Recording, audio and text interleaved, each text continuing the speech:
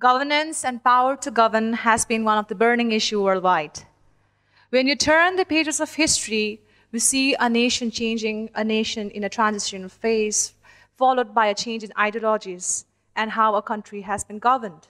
Should the power be restricted in a few hands, or should the power be for the people, by the people, or from the people? Hence, today's discussion will be based on whether a benevolent dictatorship or a democracy is good for the nation. This House prefers benevolent dictatorship over fragile democracy in developing nation will be our main topic today.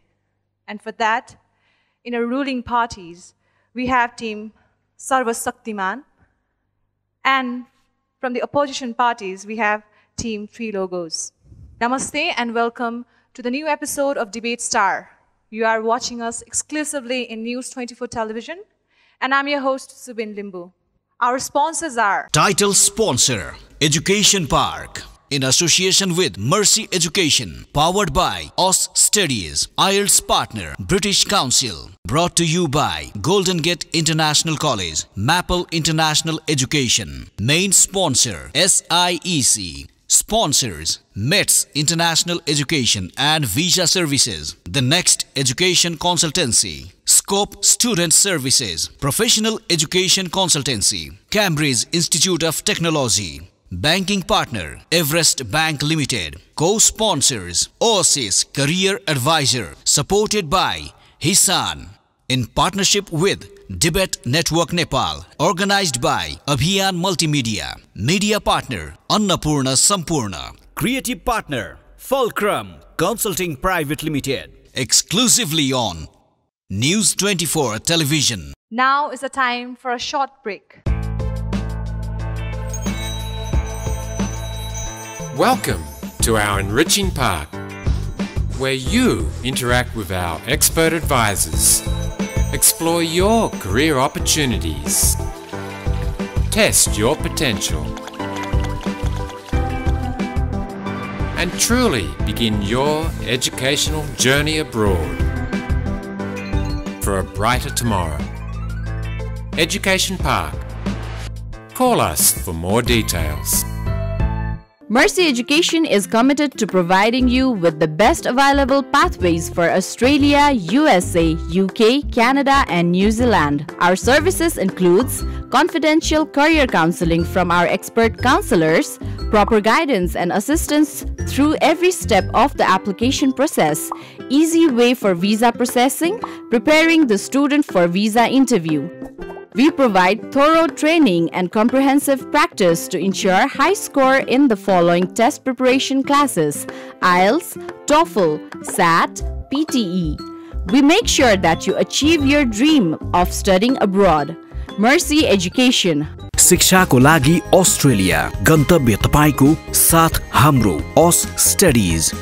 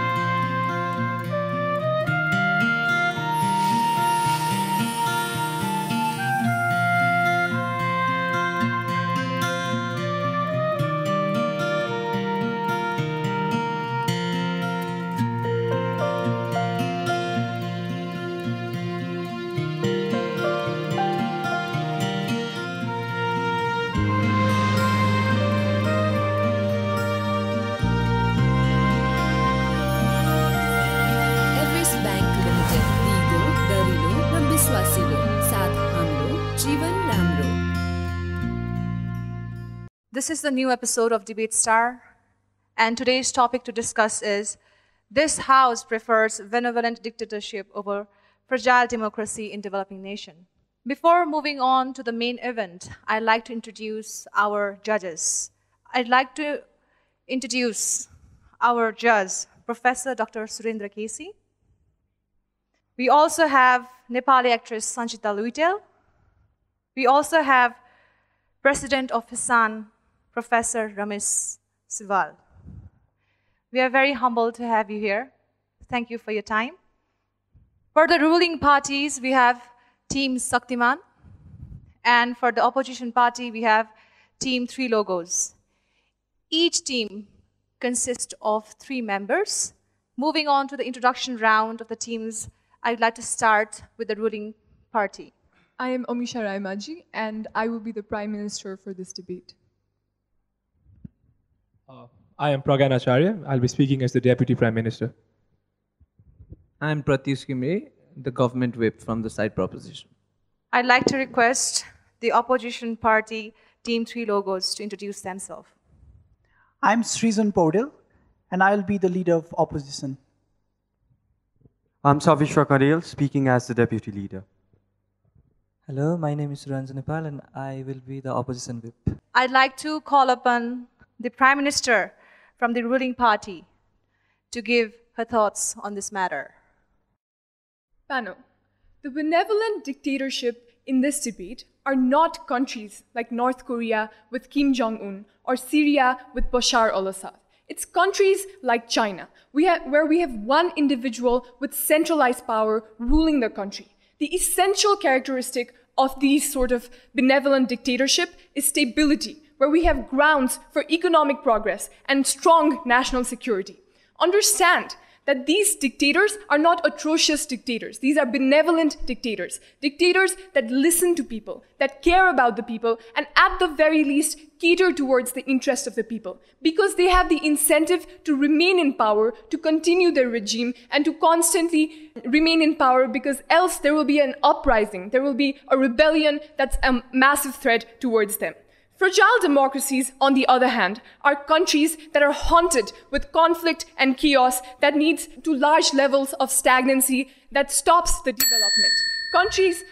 These are countries like after the Arab Springs, like countries like Iran or Libya, where we've seen Shia and Sunni conflicts absolutely heighten after the onset of democracy, where we've seen a total state of anarchy. It's also countries somewhat like Bangladesh or Venezuela before it went downhill, where we see that the state is massively failing and that the state lacks legitimacy among the people, where people do not believe in the state anymore, where people are absolutely hopeless. These countries are often results of Western intervention, and these countries are multi-ethnic, where there is so much of diversity and so much of clashing opinions and ideas to come to any sort of conclusion. These states are often out of touch of modern democratic processes, and at its very core, people are unhappy and people are hopeless in these sort of countries, and we think that that in itself is a fundamental problem that our side addresses. 2 arguments that side proposition brings to this debate. First argument is that benevolent dictatorship brings in stability on the country. 3 things to say under this. First, let's look at what their side looks like. First, it looks like the perpetuation of active corruption, where we see large finances are directed away from the governmental projects and into the pockets of politicians, where we see that even if people vote, this vote is not actualized because politicians are working on self-interest or under the interest of businessmen or corporations. Second, we see the inertia of bureaucracy, where we see things like constitutional delay that happened in Nepal itself, where we see governmental workers have no incentive to cater towards the people. Third thing we see is that collective consensus when it comes to decision-making doesn't exist, where the society is so diverse with clashing ethnicities, with clashing religions, and clashing identities that people are not able to empathize with one another. It's countries like Thailand and Pakistan where this sort of collective consensus, absence of this sort of collective consensus has resulted in a threat of military coup and actual autocracy and actual tyranny popping up, where we see that this sort of collective consensus is absent not only among the people, but also in the parliament. We think that this is problematic and that we need stability, which comes from centralization of power on our side. Second argument is that minorities are worse off. Because it's a failed state with so much of ethnic diversity, we think that these sort of ethnic divides are absolutely politicized. We've seen this happen in countries like Sudan, where 2 rival groups, which were battling in the battleground, then resulted in these 2 rival groups battling in parliament, where we saw that these parties were getting voters on the basis of ethnic superiority, where we saw too much of conflict to bring out any reforms, even in the parliament. At its very worst, we think that whenever these ethnic divides are politicized, we think that rivalry is further perpetuated, where we think that it leads to situations of wars and conflict even furthermore. That is why we saw that the country of Sudan actually divided and seceded into South Sudan. We think that this is exclusive to their side, and it doesn't exist on our side, because when we have a dictator, this dictator constantly brings out this idea of us and unity, and brings out this idea of national rhetorics within the people. We think that this brings out a common ground for people to empathize with one another, for people to relate to one another. And we think that people have the ability to look beyond their religion, look beyond their identity that comes out from ethnicity. We think this is important, and that is why we propose. Thank you, Prime Minister, for your strong views. Now I'd like to call upon the leader from the opposition party.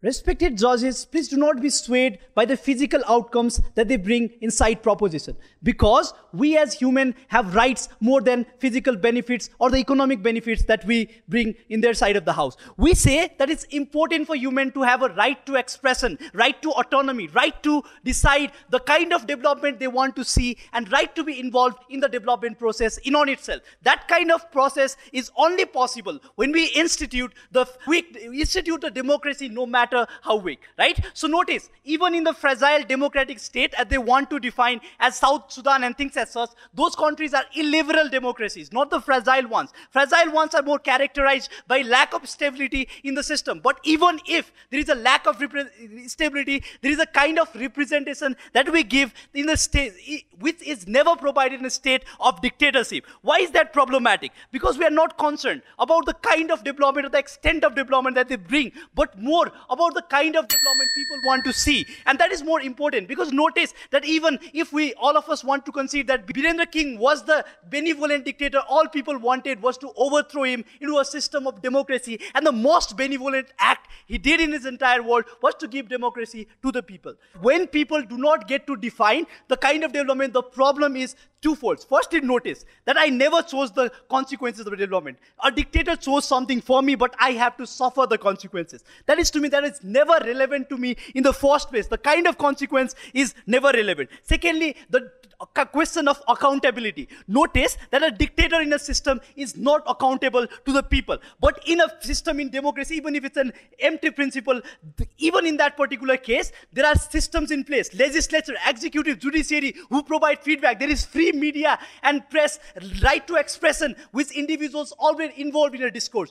Also notice, why are we involved in a debate today? Because the opinion that are formed by the Prime Minister will be more refined by the time we reach the end of this debate. Because in a dictatorship, Prime Minister defines what he wants to do. He never has an incentive to bring people to the discourse, because that will lead them to liberalization, that will lead them to overthrowing him. That is why he never wants that certain discourses to happen. And through the process of those discourse, we evolve to become more self-perception things. Like, for example, even if that people believe that is happiness, it's good, right? Notice that 300 years ago, people used to believe Sati Pratha was right.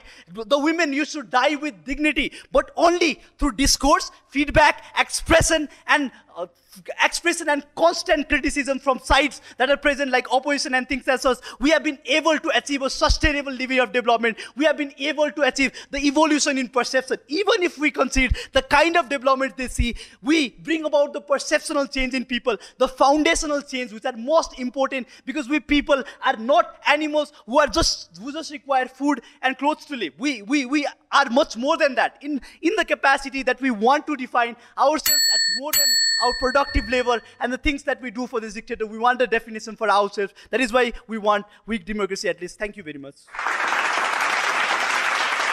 Now is the time for a short break, and we'll be right back. Be strong as iron. Be precious as gold. Golden Gate International College, Wisdom Tower, Trikuti Colony, Old Baneswar, 32 Putali, Kathmandu. Phone 4477 082 4466 795 4495 165.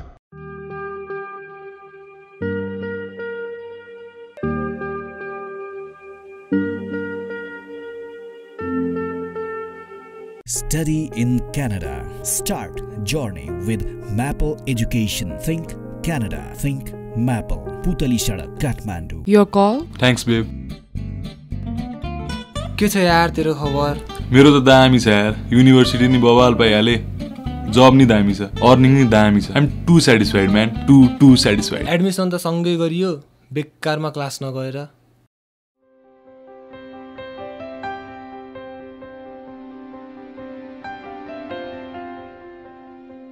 अब म पनि SIC बाटे Australia processing गर्छु. SIEC, study in Australia. I'm the best. I'm the best. You are the next. You are the next. You are the next. Welcome to the Next Education Consultancy. We provide classes for IELTS, PTE and abroad study counseling for Australia and New Zealand. The Next Education Consultancy. Head office, Putali Sadak, Kathmandu. It's a new day today. Not a day to make excuses, not to put it off for tomorrow. It's about today. It's your chance. This is your opportunity. It's your dream. Live it. Push forward.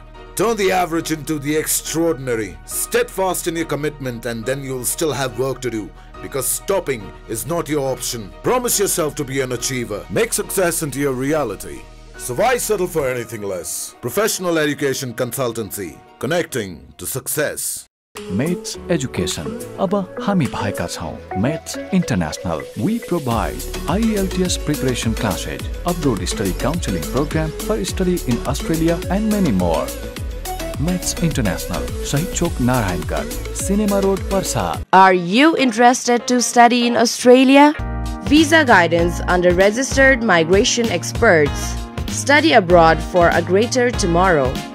Scope Student Services. Now I'd like to request Deputy Prime Minister from the ruling party to share his views. Ladies and gentlemen, side opposition in this debate would want to talk about people and what people want in this debate, right? So on that very point, the real question to answer in this debate is, what do people want? People want shelter. People want livelihood. People want access to basic services, subsidies for facilities we deem essential, such as healthcare, education, housing. People want to have confidence in their governance and economy, and would certainly not want to have to go out in search for economic sustenance. The comparative on opposition is quite evident. It is political transition and economic stagnancy. First, let's talk about economics in this debate, because it is important that in developing nations, we have sustainability, and by that I'm referring to bureaucratic inertia that exists on opposition. The time it takes to make a policy decision, or the time it takes to recognize things such as structural unemployment for welfare payments, these things become absolutely important when we have rampant corruption like that in Brazil with Operation Car Wash alongside Petrobras, the biggest scandal in South American history, where even the president of Brazil, Lula da Silva, was involved. The president who was all in highs in terms of voting polls.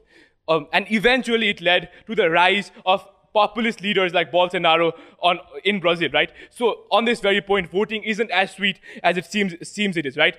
And eventually, what the comparative on our side is that you just don't get swifter economic processes, but also readdress to the poor in the nation, because assimilation of them becomes important, because the benevolent dictator would want to prevent any form of conflict coming from the poor, so they have an active incentive to cater to the poor. Also, you don't have collusion between political parties and big corporations, because you don't need, funding for political parties with collusion with corporations. This means infrastructural projects are more directed to the people, and corporate crackdown is better possible on our side of the house. A more inclusive framework that prevents gerrymandering against the poor is essential on our side, and economic stagnancy and lackluster infrastructure projects can be seen on theirs and also in Nepal. Second, let's talk about conflicts. In the absence of nationalism on their side, politicization polarizes ethnic or religious divides and increases atrocities and fuels hatred. We have three things to say on this. First, power in fragile democracies are either concentrated in the hands of an oligarchic, socially privileged group, or comes from populist rhetorics like that of Duterte in Philippines, which isn't a representation at all, because it comes at the cost of active curtailing and demonization of minorities, right? So they might give you benefits that exist in a modern democracy, but they show no linkage to a fragile democracy. Second, even if you have representation at the best case, it comes at a trade-off to your right to access basic amenities or even work in your country. We believe rights exist in a hierarchy. If you have to go to Saudi Arabia to work, flee your nation like Venezuela, or remain as polarized and targeted minorities, minority like the Muslims in India, there is no point of their pseudo-democracy.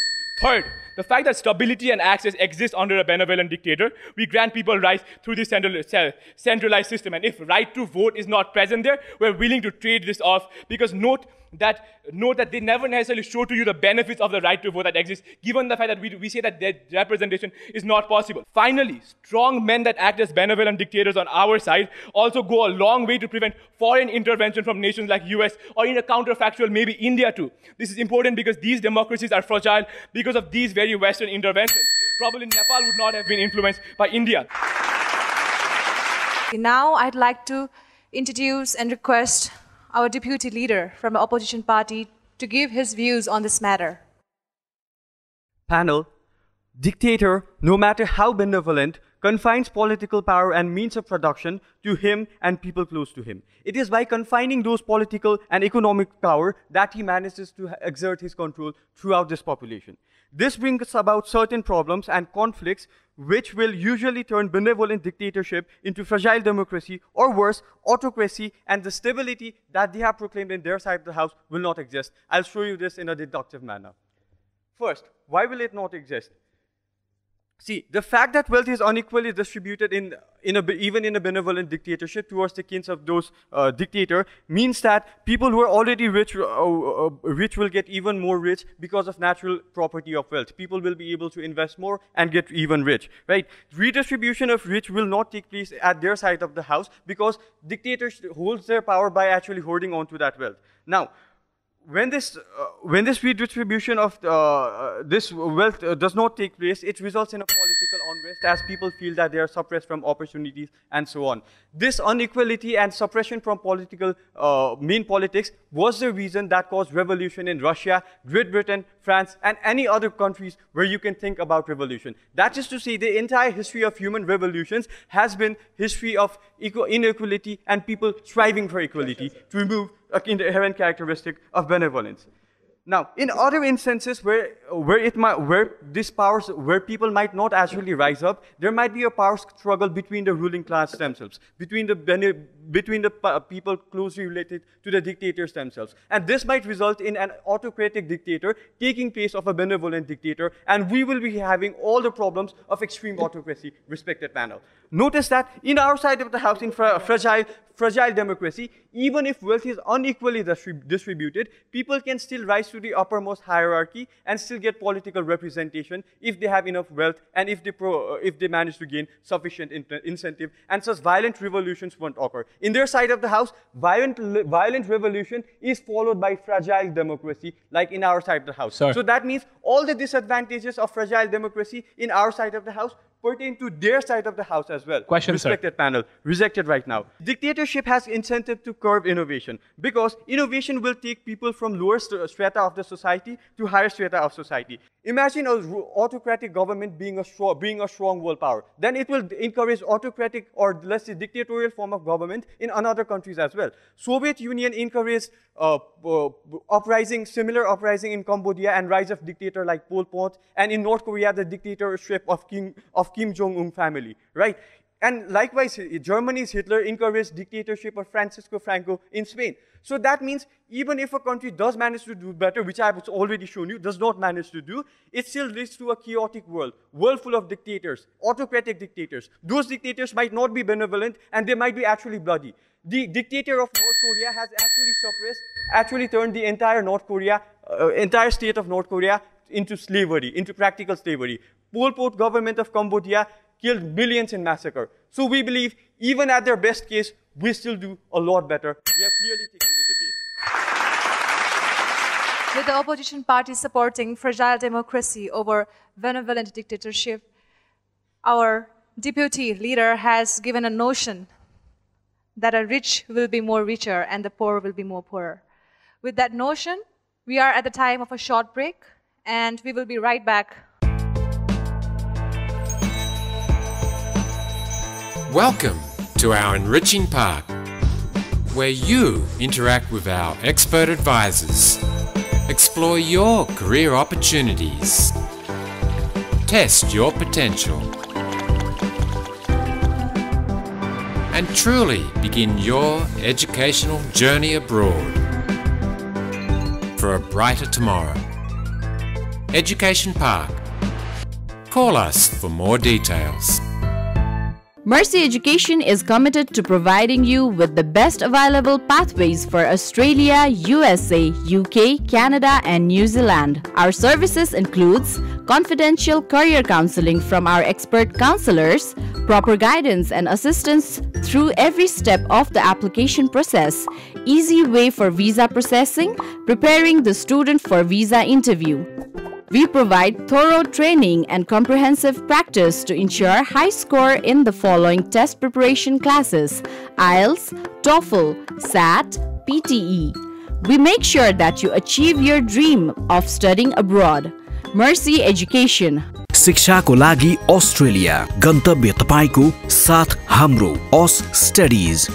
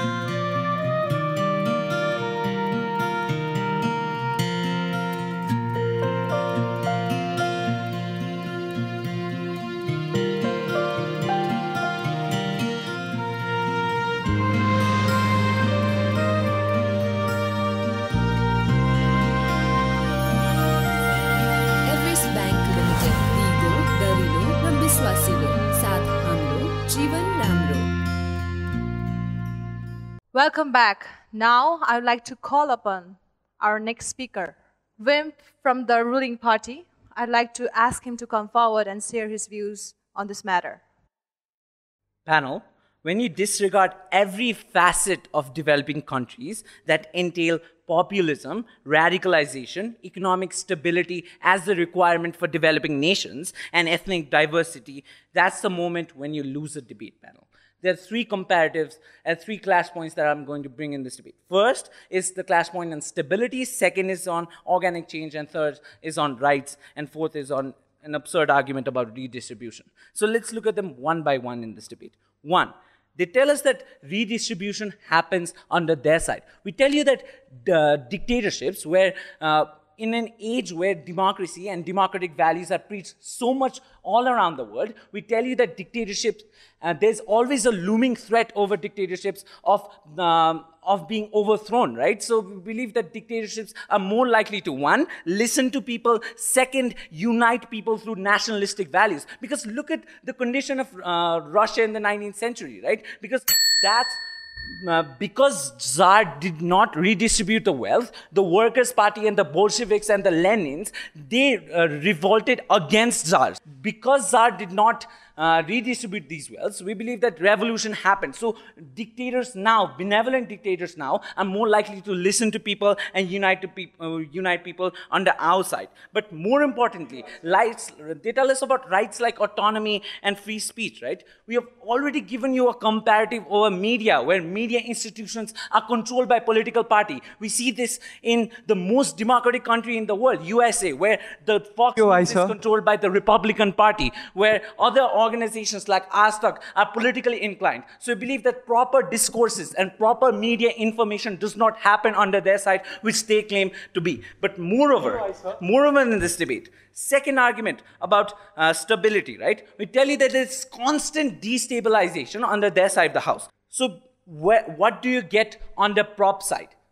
You get one, stability. Second, you get organic changes on the outside, right? Because notice that information and technological advancements that they talk about also, countries with benevolent dictatorship also require technological advancement, right? Panel, the choice here is simple and the adjectives are self-evident. You're choosing between benevolence and fragile. The words benevolence itself trumps against fragile. Believe that that's where the debate lies. We're very proud to affirm. Thank you to the speaker from the ruling party. Now, it's time for the opposition party to give his views on this matter. I'd like to call upon the opposition wimp to share his views. Ladies and gentlemen, there are 7 billion people in this world with 7 billion ideas of what a perfect world should look like. They tell us that one person, a dictator who is benevolent, no matter what adjective you add before one person, is going to come up and tell me that I should live in that world, and the world that he imagines is a perfect world, and that is the world that I should live in. That is the world that my children should live in, right? So what we tell you is that people should have the right to decide what is proper development for themselves. People should be able to vote for right policies. People should be able to stand up in elections and create that development themselves. Why that is important, we told you, was because firstly, when someone develops certain things, right? These are not the things that we consented to. Like the Prime Minister, like the opposition leader told you, that if someone develops a country at the expense of environment, that is not something certain people would consent to, and they would like to vote for some other policies, right? And that is something that they don't allow in their house, and they say that it is okay because these people are getting food, these people are getting rights, right? But that is not the kind of development that people want to see, because people want to actually be a part of this development. They want to choose the kind of development that they want to be a part of. Secondly, they talk about stability, and they say stability is there in their side. Understand why that's not true, right? Because even if there is a dictator, or whether there's a political party, the dictator has equal incentive to suppress the minorities, because when you are benevolent towards the state, you cannot be benevolent towards people, right? Economic growth, if you want to develop economically, then you have to control resources. As a dictator, to remain in power, you have to oppress the minorities, and because of that, you will not be able to actually do good for every people, because your ideology will not be the ideology of all the people in that nation. We told you there are right-wing or left-wing, or there are people who are conservative, or there are people who are liberals, right? Also, they talked about stability in the long term. Understand, in the long term, we already told you through the speech of deputy leader of opposition that in the long term, the stability is not going to exist anyway, because as the resources are distributed, or as the country develops with economic growth, people will actually know that they want to make policies for themselves, right? That is why dictatorships have not actually sustained for so long, except in certain countries like China, where there is extremely autocratic government which oppresses human beings, and there is massive oppression of human rights, right? So in the long term, it is going to fail anyway, and because of that, there is going to be massive problems because of that, because in the long term, when that dictator has to leave his throne, then there will be a massive conflict in society. For instance, that is happening in Syria, right? We also, in the deputy leader's speech, we told you the mechanism of power transfer that happens in dictatorship is extremely difficult for certain people. Understand, like in Singapore, when we say Lee Kuan Yew was a benevolent leader, today the leader that is governing that state is Lee Hsien Loong, right? Now that leader is not as benevolent as his father was. So this mechanism of power transfer, which happens from a father to son, is not going to make these people benevolent anymore, right? So the oppressive regimes like in China are going to come there anyway, because these states have incentive to become oppress people to maintain power. But this incentive is also going to transfer to other countries in our side of the house. Thirdly, we also told you why civil societies become better in our side, because in our side people have active incentive to vote, people have active incentive to take part in elections, and because of that people have a responsibility to know more about politics and actively get involved in politics, right? So because of this, people will form civil societies, go to street, demonstrate against wrong things that government do, and because of that, although maybe development will be slow, but that will be development that people want to see, that will be a development that will be stable in long term, and that will be the kind of development that people want to see, right? And also the class difference that he talked about is going to exacerbate under dictator, where elite people are going to become richer, and eventually when the dictator falls, that class difference is going to exacerbate the problems, and people are going to have to struggle more. So we are very proud to oppose. Thank you. Now it's time for a short break. Be strong as iron. Be precious as gold. Golden Gate International College, Wisdom Tower, Trikoti Colony, Old Baneswar, 32 Putali, Kathmandu. Phone 4477 082 4466 795 4495 165.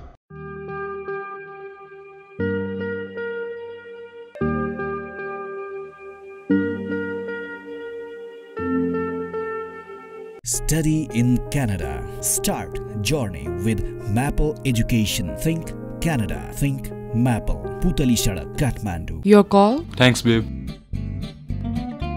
के छ यार तेरो खबर? मेरो त दामी छ यार, युनिभर्सिटी नि बवाल पाइहाले, जब नि दामी छ, अर्निङ नि दामी छ. I'm too satisfied, man. Too satisfied. Admission त सँगै गरियो, बेकारमा class नगएर.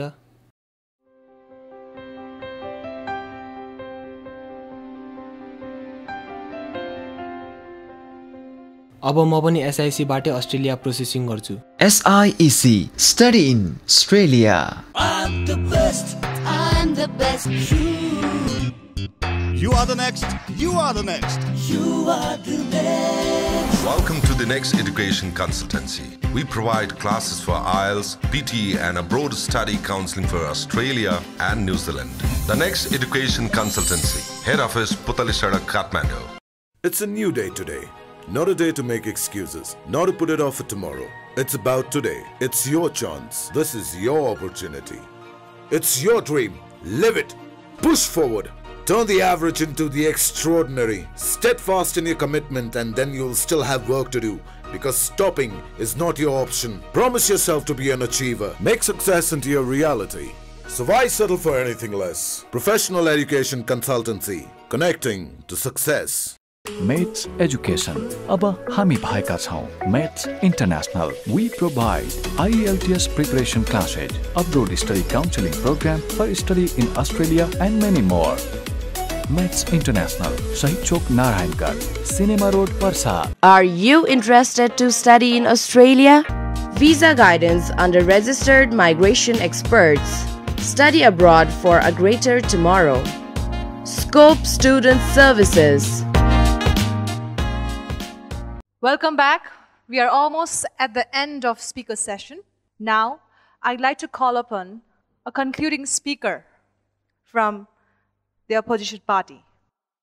Proposition side would like us to believe that violence is when these ethnic divides happen, when these people conflict. But we believe that violence is when an individual is forced to subjugate to the will of another individual. When a dictator defines whether or not you can speak, whether or not you can express, whether or not you come into the table to discourse. We see that their argument about right to vote having to have some consequences is flawed in on itself, because this is a principal right that affirms to human dignity. Irrespective of the consequences that I get, I need the right to vote. Whether or not my leader gets elected is a different question altogether. Whether or not I see the kind of development that I want to is a different question altogether. But me being involved in political discourse is the most important thing in the strategy. What we saw, a dictator is someone who centralizes the power as opposed to decentralizing among them. That is to mean, even at the expense of certain people, killing certain people, if you benefit of millions of people, that is not justified, because that individual did not deserve to die. And the dictator, having one particular ideology,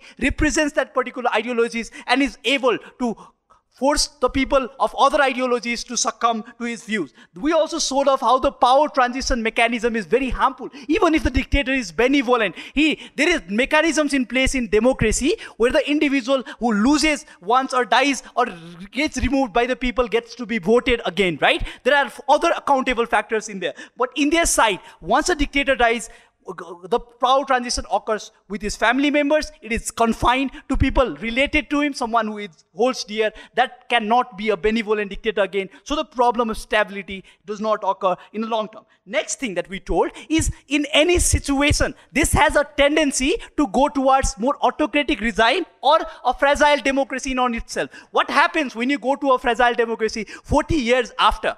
The problem that occurs is because we came late in that situation, we'll be far behind in terms of perceptional rigidity, perceptional flexibility in comparison to other countries who have already reached there. Because we came there late, that is why we're going to have problems in terms of perceptional rigidity. So notice that the metric to judge is not just on the actual consequences, but also among the perceptional fluidity that these people have and the intrinsic right of human dignity. We are very proud to. I'd like to call upon the concluding speaker from the ruling party. Panel, the opposition team has been absolutely unfair to us because they debated on the grounds of a cruel dictator and the best form of democracy. When from my speech and from literally all the speeches of the members of proposition, we've constantly told you that this is a benevolent dictator, a dictator that cares about the people, a dictator at the very least cares about his own power, so will cater towards the people. But they constantly bring out examples of cruelty and examples of North Korea, and we think that they've limited the debate throughout the debate, and that's absolutely unfair to us, and that's something that you need to consider.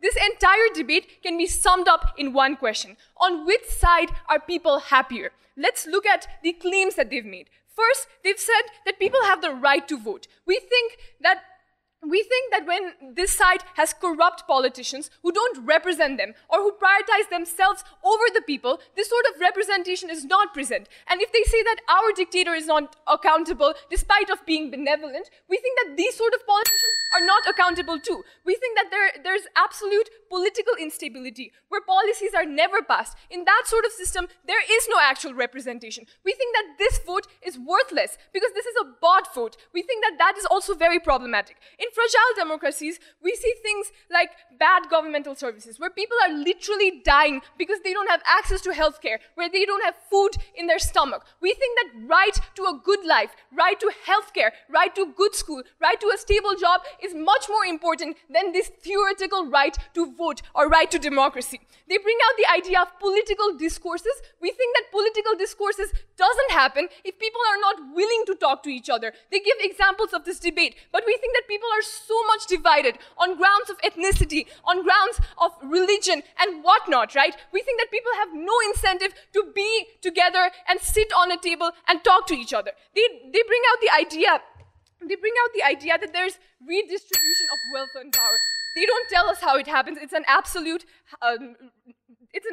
bizarre claim. But more than that, we think that even in democracy, because it's a fragile democracy, that's democracy at its worst, we think that people who are on top of social pyramid are the people who hold power. We think that politicians actively also preach things such as nepotism. If we have today someone who's, they claim that dictators will pass their power to their children. We think that nepotism is something that exists in politics too. They've been absolutely unfair to us in this debate. Please do consider that. That is why we proudly propose. It's the time to hear a precious feedback from our panel of judges. I'd like to ask Surendra sir, how do you find the presentation of our speakers? First of all, we find the benevolent dictatorship in Germany in the 18th century. King Emmanuel I was the propounder of this theory. But nobody spelled out this king's name. I don't know why. This is the historical part of the benevolent dictatorship. Taking name the historical part of this, you see all six enjoy taking the name of the dictator of North Korea, this Libya, even China. Your stress was maybe benevolent dictators are ruling in China nowadays. Suppression of Rohingya by the democratically elected ruler of Myanmar. This is one, but you did not mention the South Korean case. Some took, of course, the Singapore, but very recently, Pakistan, Imran Khan can be one of the benevolent. Pak Chung-hee, who created South Korea, was a military dictator, but created South Korea. Our Prithviraj Shah, who created this Nepal. Jang Bahadur, who eliminated the Bhardar's clash and killing between themselves. He gave one type of permanent rule there. Some took the name of King Birendra, who studied Oxford and Tokyo, even Harvard. Nobody took the name of King Mahendra, who gave the infrastructure of this nation. Now all these are the, raw materials, I think, intellectually. See? Among these facts and figures, we have to build what actually the meaning of benevolent dictatorship and the fragile democracy. We are exercising democracy now. I think this is also a fragile. Now we have to give the way out. What types of democracy, whether the benevolent or the democracy like this, would be the model for us? I think this is the question. This was the crux of the questions. Sorry to say, I didn't see any, focal point on this. This is not that your presentation was not good. In fact, it was really, really appreciable and good. This is only I want to just put as complimentary for your future discussion. The rest, it was very nice. Both groups presented a nice presentation. I give all the best for two groups. Thank you. Thank you, Surendra sir, for your wonderful insights, and I hope the qualified team will be taking these constructive criticisms in the next episode. So I'd like to ask Sanchita ma'am, how do you find the presentation of our speakers? Oh wow, it was wonderful. Both the team are very nice speakers. Actually, I think she is the best one, Prime Minister, when I saw her. She's the best speaker also. And all the best for you, both of teams. Thank you, Sanchita ma'am. Also, I'd like to ask our judge, Ramesh sir, how do you find the speaker's presentation? Well, their presentation is very nice from both sides. I enjoyed a lot. What I found is from the ruling party, their presentation is very well. Their presentation and style. But in case of opposition party, their logic, I enjoyed a lot. Anyway, there is some shortage, So you have given so many examples regarding benevolent dictatorship and fragile democracy of the foreign countries. But you haven't defined what is benevolent democracy and what is fragile democracy. So what's the difference between benevolent democracy and fragile democracy? Number one.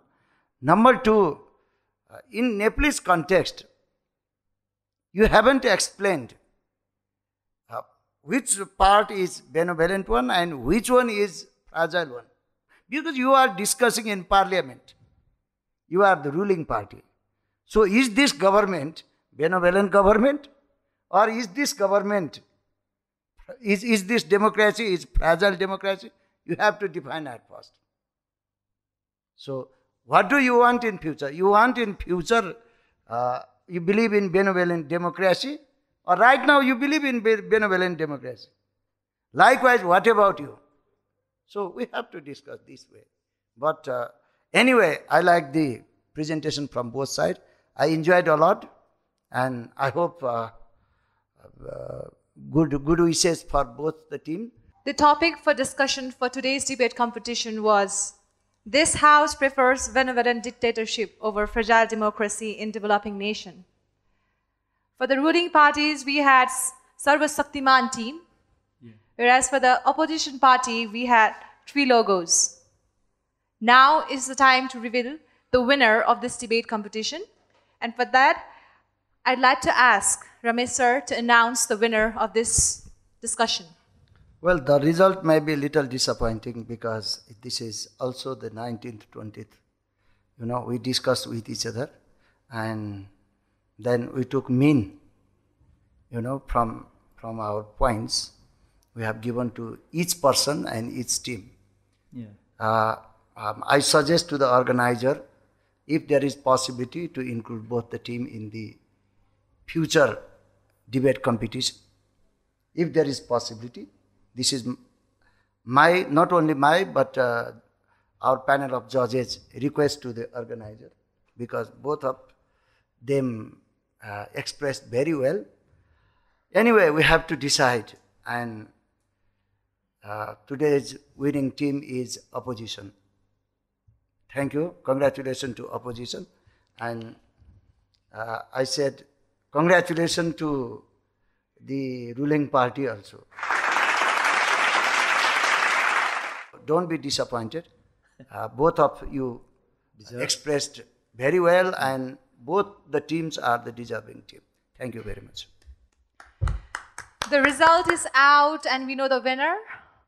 For today's Debate Star English series first new episode, winner is the opposition party, Team 3 Logos. Congratulations. We are almost at the end of the event, and now I'd like to request each team to cross the floor and shake their hands to appreciate each other.